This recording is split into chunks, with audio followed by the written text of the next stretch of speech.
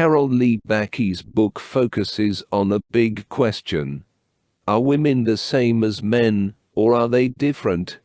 This question is important for feminists who want to make things better for women. Some feminists want women to be equal to men, while others think women are different and should embrace those differences. Bacchi doesn't see the feminist movement as always arguing about this question. She says that sometimes feminists have to choose between saying women are the same as men, or saying they're different. This choice depends on what's happening in politics and society at the time. It's not that feminists can't make up their minds, it's more about the options they have based on what's going on around them. Bacchi looks back in history to understand when this divide between feminists started. She says it didn't start as early as people thought. Some people believed the split happened about 70 years before Bacchi's time, during a fight over women's education. But Bacchi argues that most feminists back then actually agreed that women should take care of children, and that their nature suited them for this role. The real argument was about how education should change, not about women being the same or different from men. Bacchi says the split really began between the two world wars in America and Britain. During this time, some women wanted to leave their traditional roles and compete with men in the job market. They said women were just like men, and should focus less on having children and more on work. Others disagreed. They thought women should stick to traditional roles to keep society strong.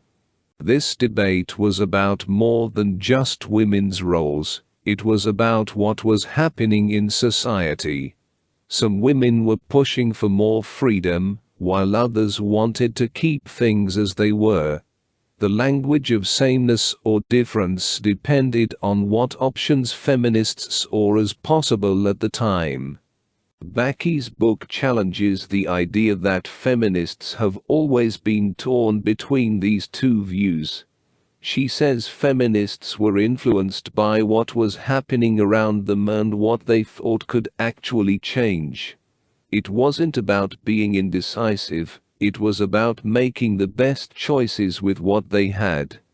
Bacchi's book delves into how the historical disputes among feminists during the interwar period still leave their mark on today's women's movement. Even though those old arguments might seem resolved, Bacchi shows how they still affect discussions in modern times, popping up in different ways depending on the context. To illustrate this point, Bacchi examines various policy debates and institutional discussions, as well as more abstract philosophical debates. She looks at examples like the American debate on maternity leave, the British argument about limiting working hours for women, and discussions on sex discrimination and affirmative action in different countries. Even cases like divorce, custody battles, and surrogacy in America are seen through the lens of the old sameness/difference debate.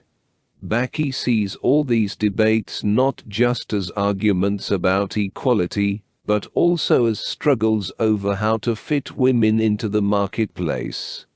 The philosophical discussions, while more symbolic, still reflect the same core disagreement. Bacchi argues that these debates often boil down to whether women are the same as men or different from them, largely because people assume that the rules of the marketplace are either suited to men or unchangeable. Take, for instance, the debate over maternity leave. Bacchi suggests that what's really needed is a change in how we talk about it.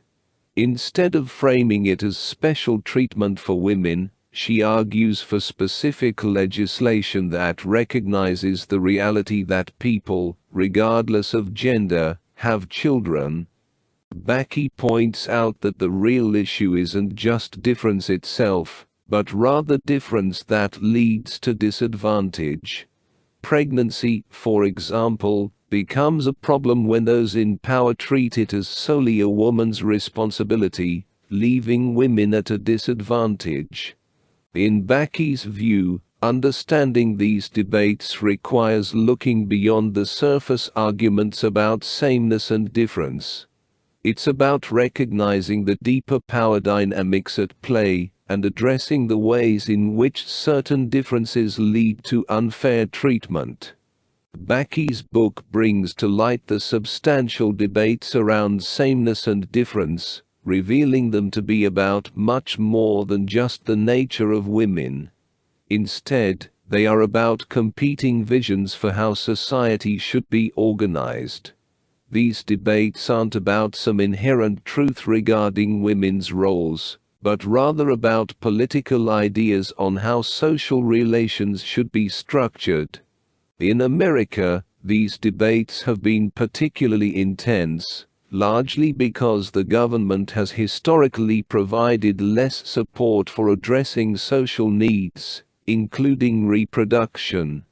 This lack of government support has forced feminists into sharper divisions between sameness and difference camps. Similarly, in Britain, especially during times of economic downturn and increasing conservatism, feminists have found it challenging to imagine structural changes. In such environments, they often feel pressured to think in terms of either/or alternatives. The book's strengths lie in its historical analysis and its challenge to previous feminist narratives that tend to rewrite history from their own perspectives. Bacchi's examination of sexuality debates, particularly around issues like pornography and prostitution, is especially noteworthy. She highlights how people often use historical reinterpretations to justify their own positions. Additionally, Bacchi's use of contemporary case studies illustrates why feminists resort to these terms of debate at specific historical junctures. She urges feminists to recognize the political conditions that influence their discussions around motherhood, and however, the book is not without its criticisms.